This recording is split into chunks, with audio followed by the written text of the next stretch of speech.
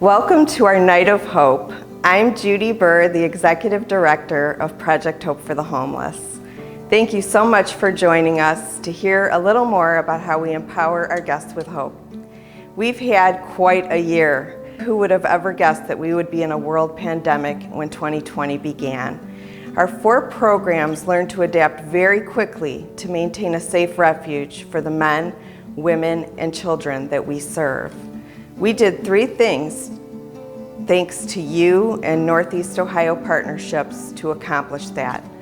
We expanded from 12 to 24 hours operation for the adult shelter, from 18 to 24 hours, 7 days a week for the family shelter during the governor's Ohio stay-at-home orders.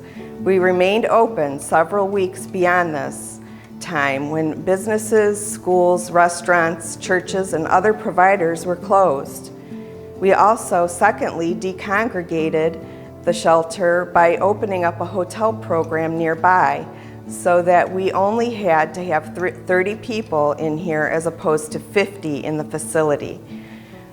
We deep cleaned, and continue to clean some more. We are also requiring PPE. We could not have accomplished this without our staff that went far above and beyond by working extra hours and giving 110% during the peak of this crisis. Currently, we have a brief lull that we predict will not last very long, past September, when the moratorium lifts on evictions for those who are barely hanging on to their homes. Please pray for us to have safety, provision, and protection as we provide the shelter and care and guidance throughout the remainder of the year. Together with your help, we can continue to provide adult shelter where people can get referrals, goal plans, life skills, food and shower, a good night's sleep, and most importantly, be shown the dignity and respect that they deserve so that they want to attain an abundant life.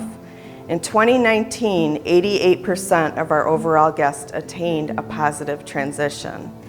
Families Moving Forward is our second program that assists parents and children who are homeless by providing them with a separate space to meet their very specific needs. This program's goal is to build resiliency one family at a time. Last year, they accomplished a phenomenal 94% of positive outcomes. Aftercare, which provides ongoing support, case management, referrals, care packages, and workshops, has 150 participants at any given time. Any former guest who wants to be part of this can do so. It has reduced our recidivism to under 10%. And lastly, Hope House, a transitional housing unit that operates 24/7 for seniors who are age 62 and older, and provides a great opportunity for guests who cannot navigate the streets due to their decreased mobility, pain, or other issues related to aging. It also keeps this population safe from being exploited by others. These programs have been vital to 500 citizens in Lake County every year. You are making a significant impact by restoring hope and renewing lives. Thank you so much. We are very thrilled today to be able to present the 2020 Blessings Award to a man and woman who have celebrated another very special occasion. Their 50th wedding anniversary was just celebrated in August on the 28th. They have 2 adult children and 4 grandchildren. These 4 grandchildren recently began their homeschooling online with Grandma and Grandpa. Being a guardian for children in need, helping the Humane Society, collecting diapers for babies at birthright, or delivering milk and bread to us at the homeless shelter every week. Kay and Dan Shannick are retired from their careers, but they're certainly not retired from a life of service. Kay's profession involved IT and human resources, and Dan was involved in construction for many years and towards the end of his career worked as a graphic artist. They also had a hobby of flipping homes for a while. Kay and Dan are both very interested in the type of giving where they can see the impact of their investments. Dan and Kay have both shared that they receive so much more than they give. Dan is inspired by the quote from George Bailey of the classic movie, It's a Wonderful Life, which says, "The only things you take away are those you give away." We wish to present the 2020 Blessings Award to you, Dan and Kay Shannick, for your outstanding contributions and meritorious service to the Ecumenical Shelter Network of Lake County. Thank you, Dan and Kay, for the thousands of lives you have nourished. Marion and I began in a meager little office in Painesville, Ohio, where she had a small little computer desk to start and barely enough space to accomplish her work. But she never complained. She's been with us faithfully since a $300,000 budget, which is now over $1 million. She's gone from just doing some of the payables and budgeting and things like that to now being pretty much a financial analyst. One of the things she learned early on was that money follows mission. Our former treasurer was always quoting that. And this is a difficult thing for most accountants, but Marion knew the difference. She is a strong Christian leader that has impacted my life and the life of all the leaders here. I've watched her hold my feet to the fire and calm me down at times. Her level of integrity is to be commended. Her ability to turn everything over to Christ once she has done all that she can do is stellar.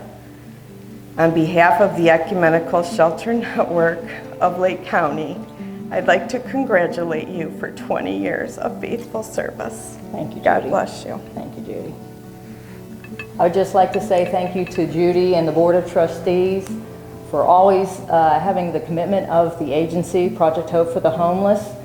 And I would also like to say that we couldn't do this without the many volunteers, donors, employees that have had faithful commitment to this wonderful, wonderful mission. It has been a true pleasure to spend 20 years here, and I can't believe where time has flown. But thank you from the bottom of my heart, Judy. I'm just so overwhelmed and blessed to be here. Thank you.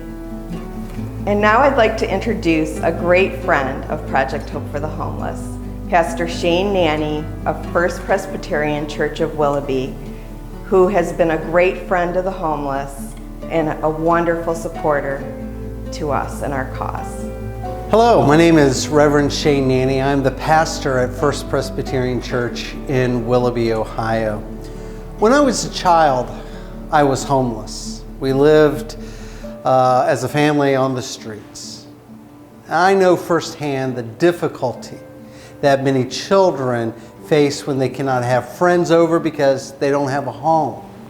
I know the shame being that kid, and I know the difficulty many have in school because you're always worried about where you're going to sleep at night. I was able to be pulled up out of homelessness because of the help of so many others. The saying that it takes a village to raise a child is never truer when it comes to bringing a family out of homelessness into a stable living environment. When most people think of homelessness, they rarely think about children in that environment. It's usually a person who can't keep a job, someone with a problem with drugs or alcohol, or a vet with PTSD. But families are often part of the system, and the children are affected at a greater and greater level. I am an advocate for homelessness because I was once a child of homelessness. I want to be the face of homelessness if it helps you to see the variety of people who find themselves homeless by no fault of their own. I want us to see the homeless instead of turning our eyes away and pretending that they don't exist. If it takes a village, then you are a part of that village, and Project Hope for the Homeless needs your help. Today we're excited to premiere a new video produced just for this event. We want to share with you the experience of one local family who faced the struggles of being homeless. We want everyone to understand the difference it makes when someone is shown the love of Christ. He challenged us to see him in the face of others, saying, "I was hungry and you gave me food. I was thirsty and you gave me drink. I was a stranger and you welcomed me. Project Hope for the Homeless is welcoming strangers who became friends, giving individuals and families a safe place to stay and the guidance and the resources they need to move forward in life.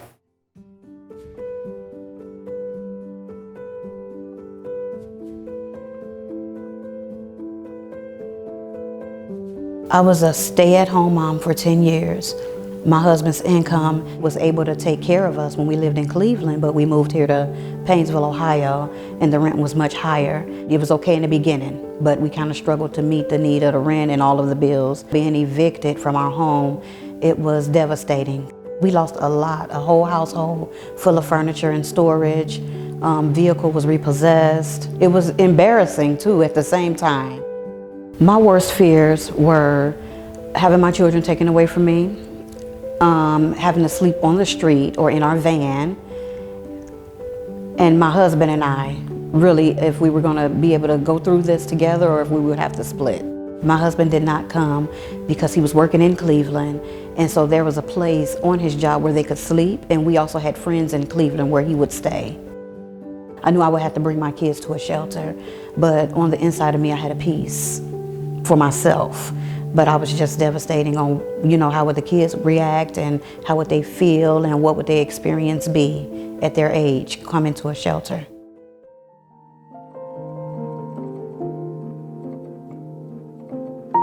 You see on TV on how shelters are and the things that happen in shelters, and it makes you not want to go. Because my oldest daughter even said, "No, Mommy, we can't do this, we can't do it." But when we got here, it was nothing like we thought it was. When I first came to the shelter, it was so much love. I mean, they didn't treat you like you had a problem or like you was just homeless on the street or whatever. They just open arms and love and smiles all the time, and it was awesome. I just threw my arms up and I just had tears in my eyes. It was peaceful. We loved the scriptures that was on the walls and, the encouragement that we received. It was clean. The rooms are really nice. The family room, it was inviting. It was inviting. They were always right there by your side, letting us know that everything was secured because the doors were locked, because we have a family side, we have a single side. They can't come to us, we can't go to them. So it made us feel safe, very safe. It gave me hope. It gave me peace. It let me know I was gonna be okay and we were gonna make it through this. You have many different reasons for being homeless, like lack of funds, it could be drug addiction or whatever the case may be. I put us all in the same pot, It can happen to anyone. Many things were offered to us here at the shelter. Budgeting classes, parenting classes, because there's goals that I had to meet on a weekly basis to ensure that I was able to save money. First get a job. I got a job when I was here. And we had to save money. We had to show receipts. You couldn't spend so much a week. They help us help ourselves. The resources are out there. They get us to it. We go to it to make sure it gets done. So the kids may come in on the bus from school. They come in and they do homework and stuff like that with the mom and stuff. They take their showers, and then they just get ready for dinner. After dinner and devotion, they have free time. The kids that's 5 and under go to bed at 8:30. The kids that's 5 and over go to bed at 9:30, and the moms go to bed at 10:30. The rules and the structure is good because it's almost same rules and structure that you have at home as far as doing your chores, making sure the place is clean for everybody. Everybody had to do chores. So they help you, but you got to do the footwork too. You got to do what they ask you to do in order to be successful in your transition. When I walk through the shelter today, it still feels like home. And I find myself having tears in my eyes. And then I'm grateful to God, for our experience and the things that we've gone through here. Being here, I've learned to love all type of people. I was judgmental at one time, but that left staying here. Our stay at Project Hope for the Homeless was 2.5 months. We only stayed in New Directions for Living for 1 month because LMHA called, and we only stayed there for 2 years. And after that, we became self-sufficient. Right now, we live in a 3-bedroom apartment here in Painesville. And the rent is more than the house was that we were evicted from. We don't take anything for granted. We pay close attention to how we spend our money. It's an affliction being homeless, being kicked out of your house, but at the same time, it brought us closer together as a family.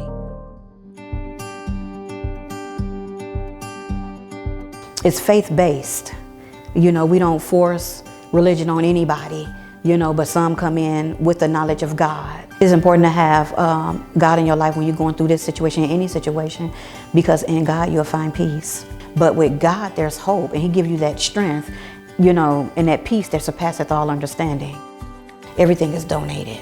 And I believe that's awesome because it keeps all the families and the singles fed. Sometimes it's more than enough. A lot of times it's more than enough.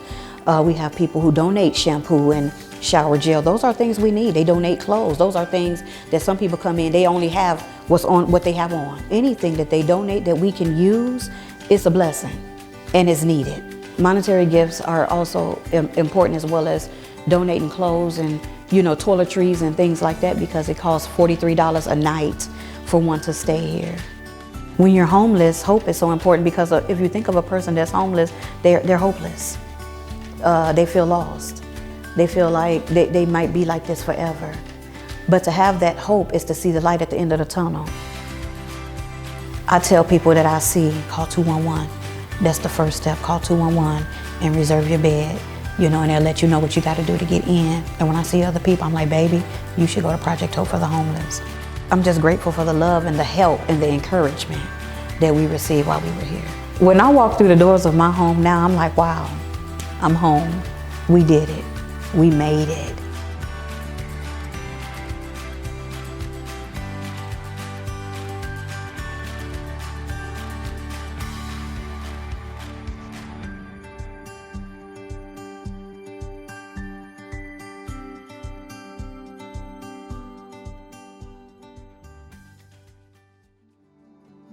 That video is powerful.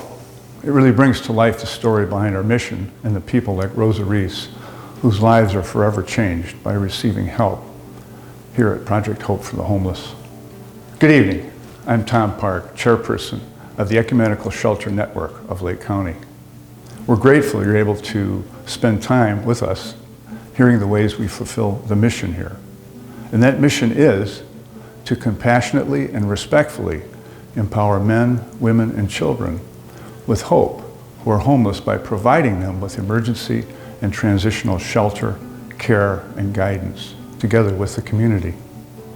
If this video has personally impacted you, we invite you to share a significant gift to impact those we serve. Please keep in mind that tonight's video is in lieu of our normal in-person event. Currently, we're in a kind of a calm after the COVID storm right now, but we're anticipating more people being homeless as a moratorium on evictions is lifted. We ask you to prayerfully consider a gift and make a donation by clicking the link on this video and visiting our website, projecthopeforthehomeless.org, or by sending a check to Project Hope for the Homeless, Post Office Box 2035, Painesville, Ohio, 44077. You will also find our volunteer application, wish list, and other ways to plug in by visiting our website. Thank you for helping our guests to live their most abundant lives, and may God bless each and every one of you for your part in making our mission a reality.